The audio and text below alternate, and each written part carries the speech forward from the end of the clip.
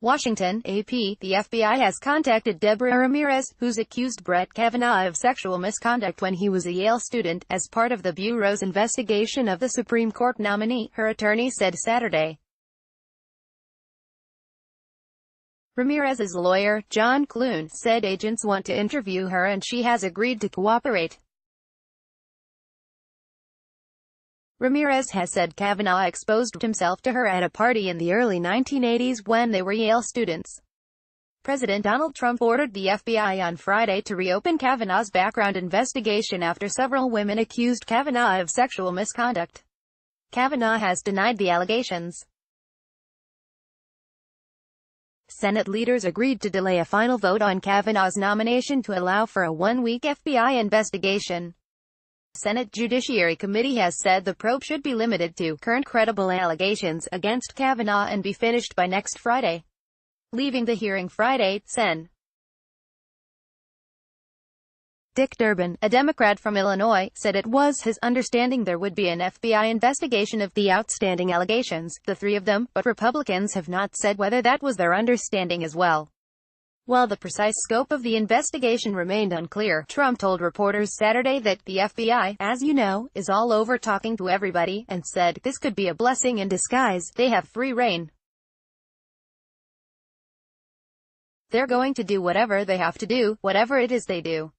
They'll be doing things that we have never even thought of," he said. And hopefully at the conclusion everything will be fine. White House spokesman Rod Shaw said the Senate set the scope and duration of the investigation and that the White House is letting the FBI agents do what they are trained to do. The FBI conducts background checks for federal nominees, but the agency does not make judgments on the credibility or significance of allegations. The investigators will compile information about Kavanaugh's past and provide their findings to the White House and include the information in Kavanaugh's background file, which is available to senators. Kavanaugh and another of his accusers, Christine Blasey Ford, who says Kavanaugh sexually assaulted her when both were teenagers, testified publicly before the Judiciary Committee on Thursday. Kavanaugh's high school friend Mark Judge, who Ford says was in the room when a drunken Kavanaugh sexually assaulted her, said that he will cooperate with any law enforcement agency that will confidentially investigate sexual misconduct allegations against him and Kavanaugh. Judge has also denied Ford's allegations. Lawyers for P.J. Smith and Leland Ingham Kaiser, two others who Ford said were in the house when she was attacked, have said their clients are willing to cooperate fully with the FBI's investigation. A third woman, Julie Swetnick, accused Kavanaugh and Judge of excessive drinking and inappropriate treatment of women in the early 1980s, among other accusations. Kavanaugh has called her accusations a joke, and Judge has said he categorically denies the allegations. Swetnick's attorney, Michael Lavinati, said Saturday afternoon that his client had not been contacted by the FBI but is willing to fully cooperate with investigators. Sen. Sheldon Whitehouse, a Democratic member of the Judiciary Committee from Rhode Island, said he expects the FBI would provide adequate staffing for the investigation, with teams working in parallel to investigate separate allegations. Agents should get support from the Judiciary Committee for rapid immunity and subpoena decisions, he said. Last week, Trump tweeted that, if the attack on Dr.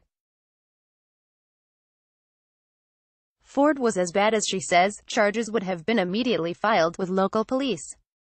On Thursday night, he attacked Democrats, saying they have a search and destroy strategy, and said, "This process has been a total sham, an effort to delay, obstruct and resist." After Ford appeared before the Judiciary Committee, Trump said her testimony was very compelling, and that she appeared to be, certainly, a very credible witness. In the last week, Trump has spoken repeatedly with Senate Majority Leader Mitch McConnell, who has scolded Trump about comments that appeared to cast doubt on Ford's claim, according to two Republicans familiar with the discussions but not authorized to speak publicly about private conversations.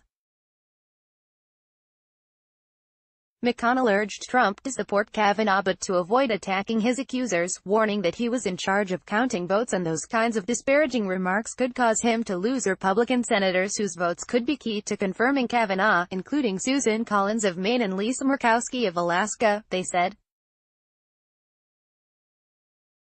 McConnell also strongly warned Trump against firing Deputy Attorney General Rod Rosenstein following reports that Rosenstein had discussed possibly secretly recording the president and using the Constitution's 25th Amendment to remove him from office, telling him it could lead to a bloodbath, according to the Republicans familiar with the conversations.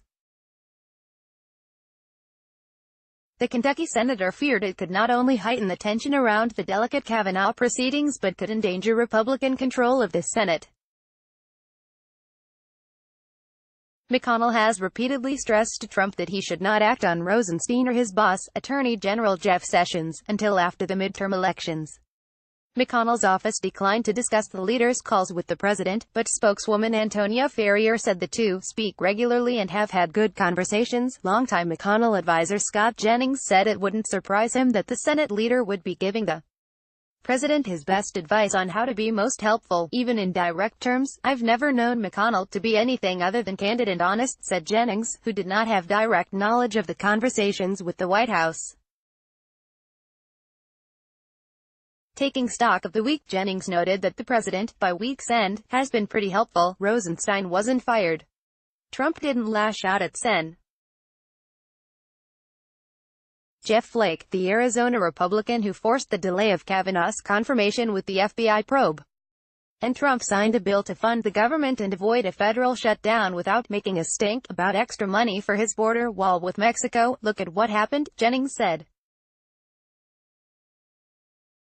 The president was striking the tone. Kavanaugh FBI investigation, what others are clicking on, greater than more stories.